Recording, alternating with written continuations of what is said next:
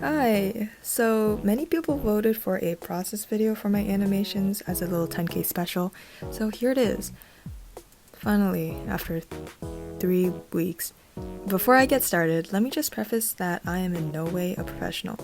I've basically taught myself and do this as a hobby, so this process is definitely not polished at all. And keep in mind that though this may work for me, it might not for you. And that's completely okay. Everyone's different and you just gotta find that perfect process for you.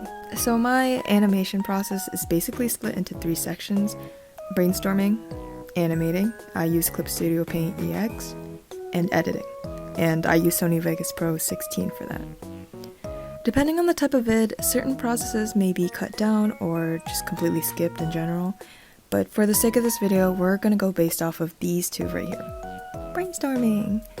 First things first, I typically start by finding a song I like that fits the characters that I want to draw. Usually, you know who. Typically I go for songs that I already enjoy a lot, so I tend to stay motivated throughout the whole process. So basically any song from Project Sakai, I have issues. Along with this phase, I'll pick a theme that I want the video to be centered around. This way, brainstorming ideas and coming up with scenes will be much easier. After picking a song, I move on to the thumbnailing phase. So, I know many animators typically do clean boxed thumbnails, and I used to do them too, but now my thumbnails have just completely devolved. I don't even consider them thumbnails. I just kind of doodle out random ideas. And so I doodle a bunch of scenes that I think would be interesting and also relate back to the main theme. And since these are only for me to see, I keep them really messy. And you can see they're so messy. Like, I don't even draw them out. They're just lines. I don't even know what these are. Like, I can't even tell what I draw half the time. And that definitely means I'm thumbnailing wrong, but you know, we ball anyways. Animating. Next, I move on to the animating process. I usually animate at 12 frames per second and use a 1920 by 1080 canvas, but sometimes I'll go for something a little more silly, like a squished aspect ratio. And I also typically tend to use black bars to switch up that aspect ratio from time to time, because I'm goofy like that. And I usually use my sketch as the final product, unlike my old videos where I lined them. This is mostly just a motivation thing because I've grown to hate line art so much that I'd rather just keep my vids solid colored and sketched. There isn't really much to this part since it's pretty self-explanatory. This is just the animating phase. But here are some little tidbits. Number 1, I typically like to animate on 2s instead of using every single frame slot like I used to in the past. I just think it makes things look smoother and kind of less mushy, if that makes sense. It's just a personal preference. I like the slower, chunkier style. Chunky, yeah, okay. Number 2, most movements usually have an after frame. I don't really know what this is called, but it's kind of like that bouncy effect that a lot of animatics have. What you do after you draw your keyframe, you draw another frame after that kind of continues the movement, that follows the movement that was happening previous.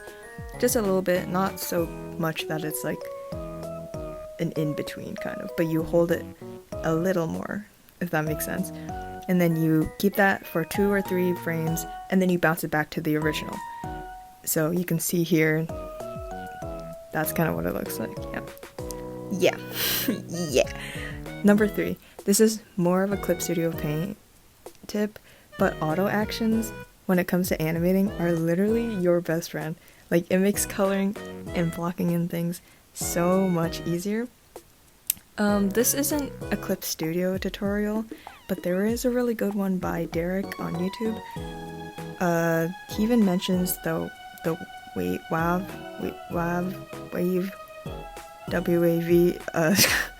tip, which is I swear I'm so glad someone actually brought that up in a popular video, because I had no idea that wait, I don't know how to pronounce. I had no idea that those files were like so much better than MP3s. Like I don't even want to talk. I don't even want to get into it. But, like, he has some really good tips in there, and I really recommend it if anyone's trying to learn Clipstudiopaint. So yeah, editing. Finally, this is the last step. This is honestly my favorite stage because I just love seeing everything come together and adding a lot of different effects. Shout out to the Go S Shake. This stage is where I add all my pans and zooms, if I didn't already add them in Clip Studio with keyframes.